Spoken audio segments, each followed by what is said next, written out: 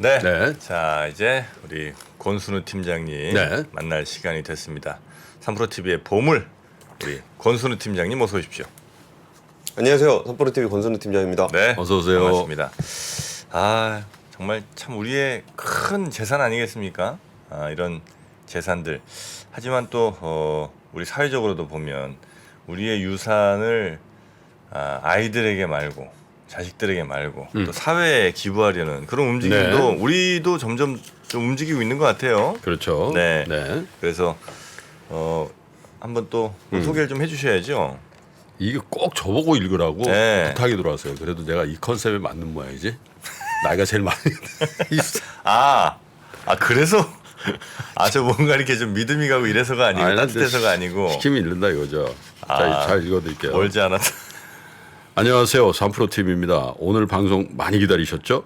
다들 오늘 기다리고 있는 게 따로 있을 겁니다. 사전에 커뮤니티를 통해서 공지를 저희가 해드렸는데 오늘 유니세프 한국위원회와 유산기부 퀴즈 이벤트에 대한 설명이 있겠습니다. 간단한 퀴즈를 푸시면 따뜻한 커피를 받아가실 수 있으니까요. 많은 관심 부탁드리고요. 이벤트 설명은 방송 마지막쯤에 제가 직접 설명드릴 테니까 방송 마지막까지 다들 파이팅! 끝까지! 이렇게 돼 있네. 네. 시청해 주시길 바라겠습니다. 그렇게 시킨 것처럼 읽어요. 아니 이걸 다 외울 수는 없잖아. 우리 제작진 나의 능력을 네. 너무 알겠습니다. 자, 하여튼 유니세프 유산기부 캠페인 관련 네. 퀴즈를 저희가 방송 말미에 해드리니까요. 그때 저희랑 같이 퀴즈 푸시고 커피도 따뜻하게 받아가시고 그렇게 하시면 좋을 것 같습니다. 자, 우리 1000명. 1000명. 네. 1000명들이에요. 네, 자세한 내용은 제가 잠시 후에 다시 말씀드리죠. 네. 우리 권 팀장님도 뭐 유산 같은 거 아이들에게 줄 생각 없잖아요. 사회에 환원할 생각이라고 저희가 좀 들은 것 같습니다. 일단 유산이 좀 없어서 그럴 때가 좋은 거예요. 없으니까 다 준다고 그냥. 그 어제 가계금융복지조사 결과가 나왔었는데 통계청에서 네. 이게 보면은 그 우리 대한민국 사람들의 순자산 그리고 순부채 그 평균소득 관련한 얘기들이 좀 나와요. 근데 뭐 생각보다 우리가 맨날 텔레비전이나 SNS에서 부자들을 많이 보잖아요. 네. 막 딴 사람들은 연봉도 되게 많고 뭐 자산도 되게 많고 막 그런 것 같이 보이는데 실제 자산을 보니까 뭐 한 정확한 숫자가 제가 기억은 안 나는데 한 4, 5억 정도 되더라고요. 자산 규모가. 평균을 따지니까. 예, 예. 근데 생각해 보면은 서울에 있는 그 아파트 중위값이 10억 9천만 원이잖아요. 조금 떨어졌어요. 예. 근데 그 가금복 자료가 2022년 3월 달 기준으로 나오다 보니까 좀 그렇게 좀 되는데 떨어졌어요. 그 남들 어떻게 사는지 궁금하신 분은 가금복 자료 참고해 보시면 좋을 것 같고 그 내용은 저희 그 멤버십 그걸로 어제 올려놨습니다. 좋습니다. 그리고 네. 뉴스 3 시작하기 전에 앞서서 그 업데이트 어제 뉴스 업데이트하는 거 중에 바이든 대통령하고 이제 마크롱 대통령이 이제 바이든 대통령 만나기 전에 마크롱이 막 선전포고했죠. 선전 보고했잖아요. IRA 땅 얘기한다. 딱 기다려. 막 이거 얘기했잖아요. 그랬더니 바이든 대통령이 작은 결함이 있다. 법안에 네, 작은 결함이 있다. 보완한다 그랬지. 네, 보완한다고. 그러니까 이제 뭐 이 얘기가 이제 보완한다라는 의미로 좀 해석이 되는데 이게 뭐 사실 우리가 그 뭐 유럽의 희생을 통해서 이걸 하려 그런 건 아니다라는 얘기를 좀 하면서 그러면서도 뭐 사과를 하지는 않을 것이라고 얘기는 했지만 우리는 결코 미국과 협력하는 사람들을 제외하려고 의도하지 않았다. 근데 그 얘기를 했는데 사실 IRA 법안 처음 나왔을 때도 그 얘기가 좀 나왔었잖아요. 이게 뭐 좀 법이 너무 졸속으로 만들어진 거 아니냐. 김프로님 단어 세게 쓰시네요. 미국과의 전면전 선포입니까? 아니 지금 이 마당에 지금 뭐가 겁이 납니까? 좋습니다. 지금 IRA 법안 개정 촉구를 위한 전 국민 미국 방문 거부. 그것까지 어떻게 그들이 뭐 우리 안 온다고 갈 건 가야지. 예. 영어로 나가지 않는다는 점 염두에 두시고요. 어쨌든 그렇게 좀 인정을 하면서 이게 중간선거 이후에 이 IRA 관련해서도 좀 보완을 해야 되겠다라는 거에 좀 안정감이 좀 있는 것 같아요. 졸속은 졸속이야. 예.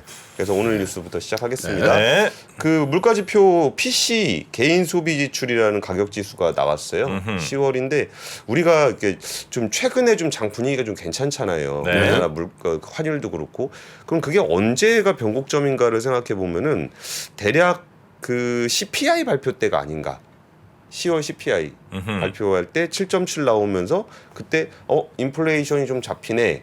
그러면서 금리 고점에 대한 기대감을 좀 높였던 변곡점인 것 같은데 이 PC라는 지표가 어제 발표가 됐는데 지난해 같은 기간보다 5% 올랐습니다. 전달에 5.2%였거든요. 근데 2%포인트 떨어졌어요. 그리고 예상치에는 부합을 했는데 이것도 차트로 보시면은 뭐 여전히 높은 수준입니다만 어쨌든 이게 쭉 내려가다가 요게 문제거든요. 여기가 문제예요. 여기가 어디예요? 여기. 아. 끝에서 두 번째. 여기 쭉 내려오다가 살짝. 여기서 딱 올라갔단 말이에요. 네. 그래가지고 이제 거의 공포에 휩싸여 있었는데 여기서 툭 떨어지는 모습을 좀 보여주면서 우리가 이제 추세선을 그릴 수 있게 된 거죠. 이 물가와 관련해서. 그리고서 이 부분이 그러니까 PC 지표라는 것이 좀 헷갈리실 수도 있을 것 같은데 그러니까 CPI 같은 경우는 좀 광범위하게 사용되는 지표고 PC 같은 경우는 이제 소비자가 직접 구매하는 그 상품과 서비스에 좀 더 집중해 있어요. 건물이나 토지 이런 거 좀 빼고. 그래가지고 이제 연준에서 그러니까 연준이 가장 선호하는 지표다라고 좀 알려 있는 게 PC 지표입니다. 네. 이거에 대해서 이제 파월 의장이 예전에 좀 CPI하고 PC 관련해서 비교를 해서 얘기한 적이 있었는데 이 연준은 사람들이 실제 삶에서 직면하는 인플레이션을 포착하는데 좀 더 유용하다. 그래서 우리는 PC를 오랫동안 사용해 왔다.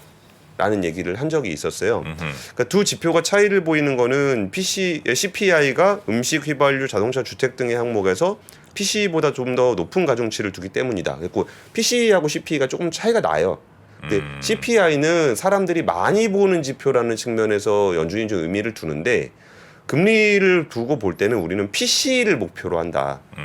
그러니까 그 CPI보다 연준 입장에서는 PC가 더 중요하다고 생각하는 거죠. 저건 뭐 우리가 어떻게 할 수가 없는 거. 뭐 우리가 정책을 해봐야 예.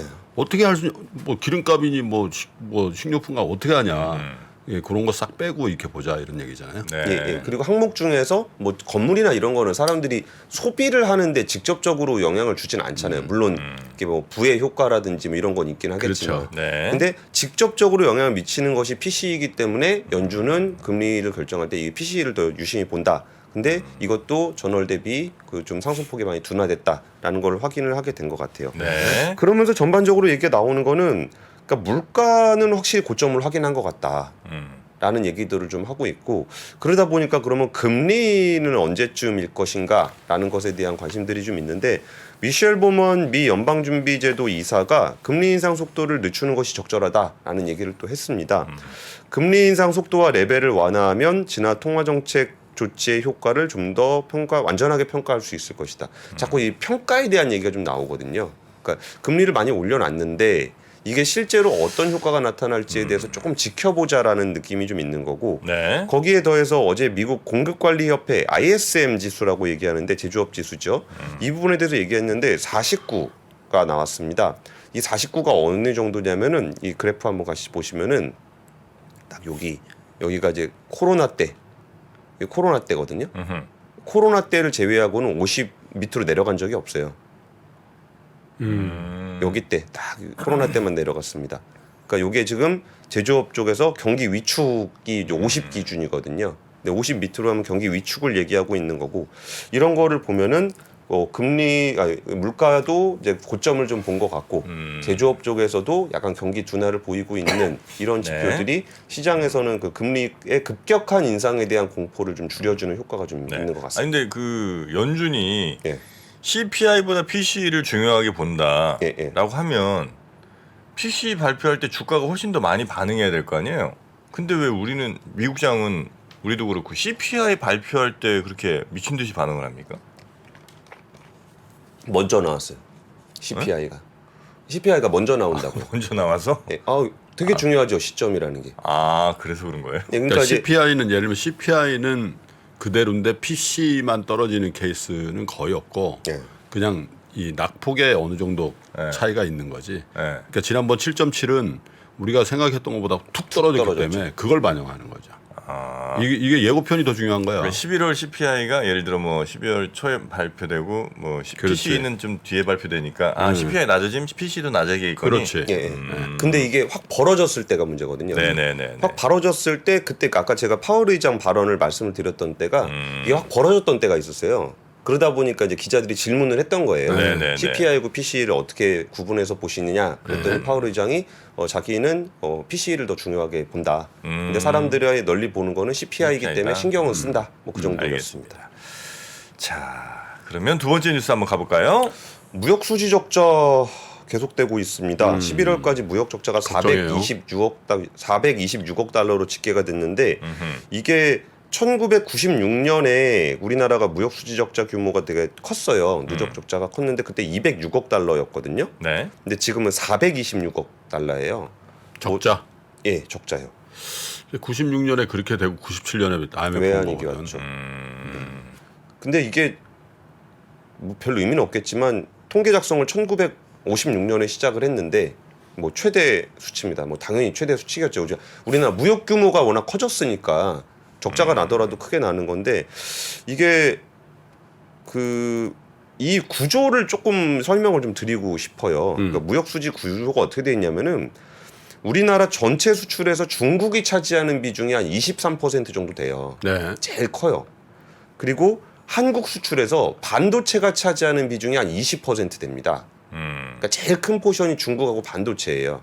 근데 사실 둘은 같은 맥락으로 보셔도 되는 게 네. 반도체 전체 수출에서 한 60%가 중국입니다. 그러니까 중국 경기가 안 좋으면은 반도체 수출이 잘 안 되고 그럼 우리나라 무역 수지는 적자가 되는 거예요. 근데 여기에 더해서 에너지 가격이 막 올라가다 보니까 수입 물가가 또 올라가거든요. 그러니까 수입된 금액이 올라가거든요. 그러니까 수출은 안 되는데 수입은 많이 되다 보니까 우리나라 무역 수지가 적자가 되는 거고. 그러니까 우리나라가 이제 원달러 환율도 많이 보시는데 오히려 그 달러를 하는 그 서방 입장에서는 위안하고 원의 커플링을 많이 봐요.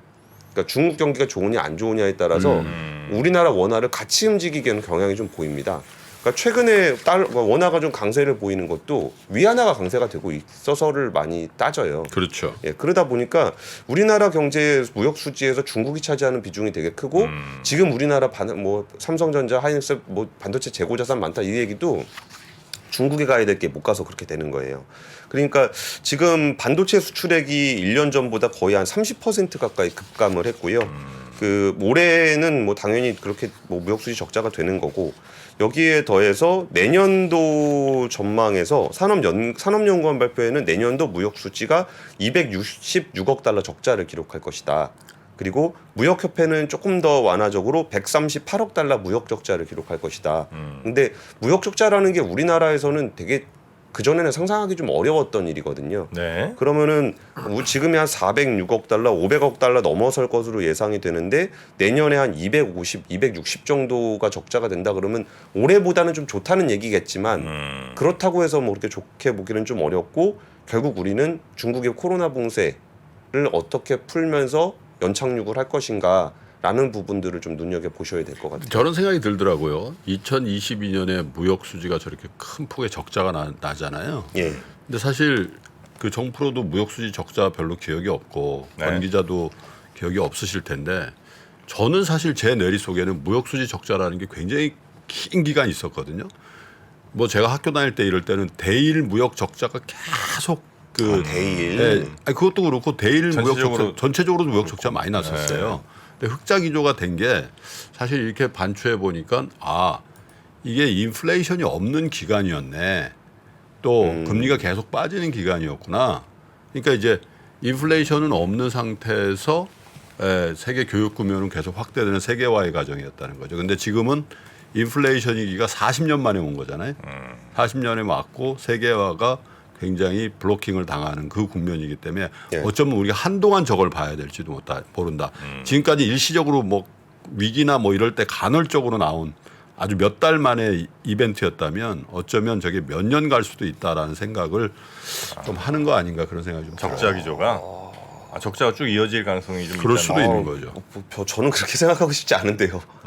그러니까 이게 그러니까 우리나라는 무역 국가이기 때문에 이 무역 수지가 우리나라 펀더멘탈의 근간이거든요. 그러니까 저는 기대하는 거는 이게 일시적으로 중국이 아직 좀 힘들기 때문에 뭐 내년 정도까지는 그렇게 되지만 중국도 좀 코로나 지나고 나면은 좀 회복이 좀 돼야 되지 않겠어요? 그러면은 우리가 좀 같이 회복이 됐으면 싶은 거고 좀 중장기적으로는 중국 의존도를 좀 낮추는 쪽으로 좀 가야 될 것 같은데 네. 그러니까 저의 희망의 로입니다. 네. 뭐 너무 아니, 길진 그러니까 저도 않았으면 좋겠다. 저는 이제 절망 회로를 돌린 게 아니라 음흠.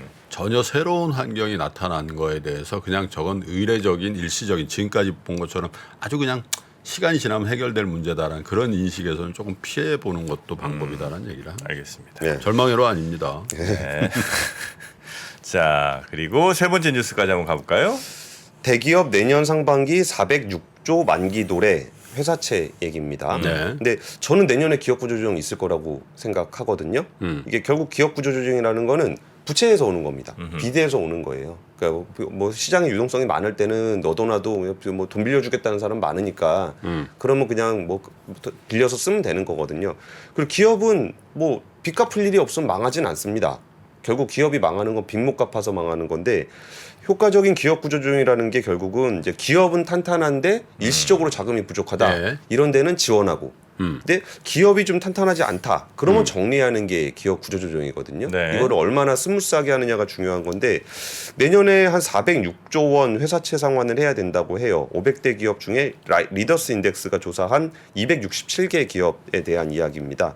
이 중에서 그 제일 많이 갚아야 되는 데는 뭐 현대차가 한 20조 된다는데 이거는 현대카드하고 캐피탈 때문에 그래요. 여신 전문 금융사라 그렇고 뭐 당연히 이름 뺄 수 없는 한전 7조 8천억 이렇게 뭐 SK 6조 5천억 뭐 이렇게 있는데 이 중에서 그 대우조선해양, 현대엘리베이터, 코론글로벌 이런 데는 보유 채권 전액의 만기가 내년에 돌아온다고 하고요. 그리고 삼성중공업, 두산인프라코어, 현대두산인프라코어죠. 여기는 보유 회사채의 80%가 내년 상반기에 돌아온다고 합니다. 차환 발행에 성공하더라도 이자 비용이 삼성중공업 지난달 15일에 2년물 7.1%. 꽤 높죠. 부산 롯데호텔 8.5% 1년물 이렇게 발행이 되고 있어요. 근데 저 이거 강조를 좀 드리고 싶은데 이거 어제 나오는 뉴스는 아닙니다만 제가 최근에 만난 분한테 들었던 약간 조금 등골이 오싹한 이야기. 네. 그 정 대표님 좋아하시는 바이오 기업의 전환사채 이야기인데요. 아, 네네. 그러니까 전환사채가 뭐 아시는 분들은 아실 거고 모르시는 분들은 좀 헷갈리실 건데 이게 저런 거죠. 이렇게 채권 전환되는 주식인데 주가가 오르면은 주식으로 바꿔가지고 팔아서 시세 차익을 먹는 거고 주가가 떨어지면은 채권으로 해서 원금 돈으로 돌려주세요 하는 하는 거. 거고 회사 입장에서는 주가 오르면은 그냥 주식으로 전환되니까 돈이 안 나가는데 주가가 떨어져서 원금으로 돌려주세요 하면 회사 돈이 나간다는 거죠. 네.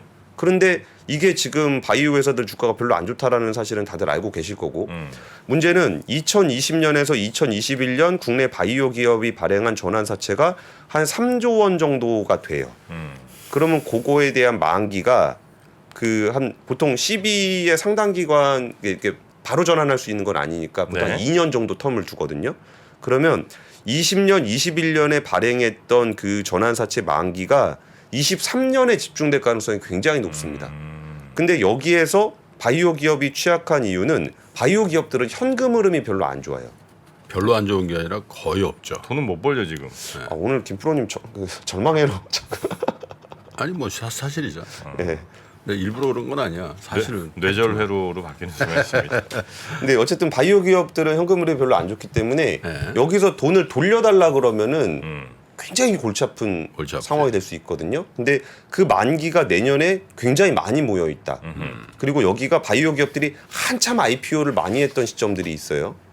그 시점과 맞물려서 생각해 보시면은 내년에 이 전환사채에 대한 왔을 때 주가가 떨어져서 돈을 돌려줘야 되면은 유동성이 막힐 가능성이 좀 있으니까 본인이 투자한 회사의 어떤 미래 가능성을 되게 기대하시고 어떤 약품 기대하고 어떤 기술 연구하는지도 너무너무 좌우해서 중요하겠지만 그 전환사채 만기 좀 잘 따져보셔야 된다. 예, 기술과 상관없이 유동성 문제로 큰일 날 수 있으니까 이거 말씀드리고 싶습니다. 만기만 보시면 안 되고요. 그 전환사채 조견표라고 해요. 뭐 거기에 뭐 쿠폰이 얼마고 만기 보장 수익 뭐 이렇게 돼 있는데 저걸 보셔야 돼요. 풋 옵션을 통상 주거든. 네. 만기는 조기 상환. 3년으로 발행하지만 네. 예를 들면 1년이나 뭐 2년이 지나면 투자자가 나 원금 돌려주세요. 이 회사 비전 없는 것 같아. 나는 현금 확보.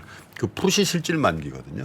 그러니까 풋을 행사할 수도 있고 안 행사할 수도 있습니다만은 권 기자가 얘기하는 저런 상황이 되면 대부분 풋을 행사하고 그 풋 옵션 행사일이 실질 만기일이다. 그 어디서 확인해요? 거기 저 공시사항에 보면 다 나와 있죠. 반드시 있죠. 예, 반드시 있습니다. 아니 근데 뭐 질문을 하시는 겁니까 지금? 따지시는 것 같은데. 아니 공시가 그 채권 발행했을 때 당시에 있어요? 아니면 저 계속 있습니다. 계속. 계속 있어요 그게? 발행할 때도 있고 매 분기마다 있고. 매 분기마다 해요? 그 지시를 주시면은 이렇게 써서 주시면은 제가 날짜 체크해서 드리겠습니다. 바이오 이사들 이거. 매드팩도도 잘 봐봐. 전화기차 있는지. 매드팩도 톡으로 보내드리겠습니다. 풋옵션 행사일 언제인지. 알겠습니다. 보시면 이제 여기 다이어리가 떡상내드. 네, 다이어리가 들어 있습니다. 작년에 다이어리를 출시해 여러분과 함께 모은 다이어리 판매금을 청소년의 자립을 지원하는 데 전액 기부했었는데요. 올해도 2023년 다이어리와 함께 따뜻한 연말을 만들어 보려 합니다. 3프로TV 다이어리와 2023년의 시작을 이웃과 함께 나눠보시기 바랍니다. 자세한 구매 방법은 영상 하단 댓글을 확인해 주십시오.